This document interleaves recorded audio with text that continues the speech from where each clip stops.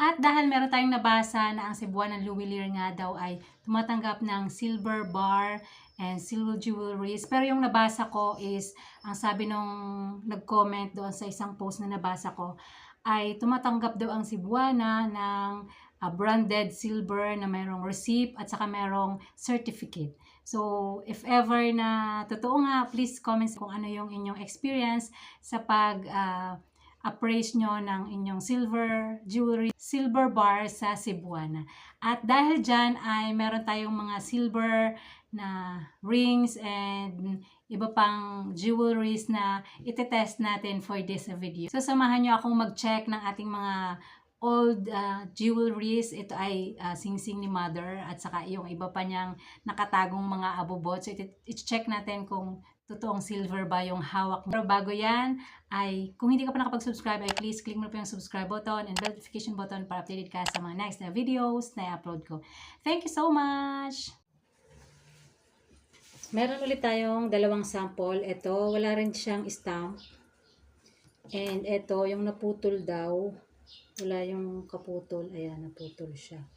Pero ito, meron siyang nakalagay na stamp na Italy, tapos 925. So, double check natin kung talagang silver siya. So, ikaskas natin to. So, kapag pinatakan natin siya ng acid, dapat ay magko-color blue siya. So, ito yung sample. Ayan, malaki yung nakuha kong sample. Kinaskas ko na talaga. Tapos, patakan natin siya ng ayan, kita nyo naman, nag-blue ka agad. Ayan, di ba? O, dagdagan ko pa. Ibig sabihin, real silver ito. Ayan. So, try naman natin dito sa kabila ito. Itong, pero nag-fade na daw yung, ano dito, Papa G siya yung picture dito, pero nag-fade na. Tapos ito, wala naman siyang stamp. So, dito sa kabila tayo magkaskas. Makintab yung sample. Ayan. So, kapag nag-blue ulit ito, patakan natin ng acid, ibig sabihin silver. Ayan. Confirm. Silver. O, diba?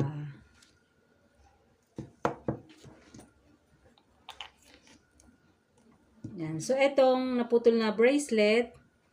Bracelet ba to? Hindi ko alam. O, kwintas. Naputol na daw eh. Ayan, hindi na alam ni mother. So, ito, pareha silang silver. Ito.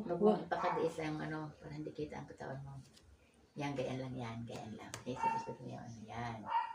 Kamay lang yan. Parehas walang stamp. So, ito.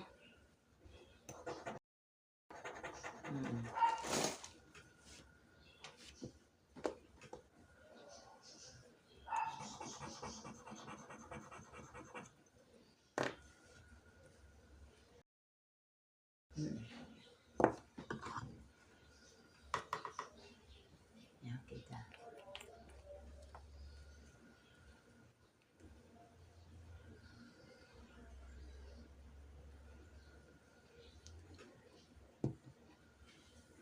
Kapag nag-blue, ibig sabihin silver. Kapag may nakita tayong bluish dyan.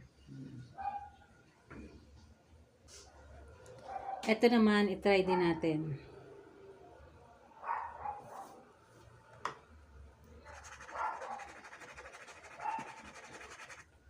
Ayan talaga.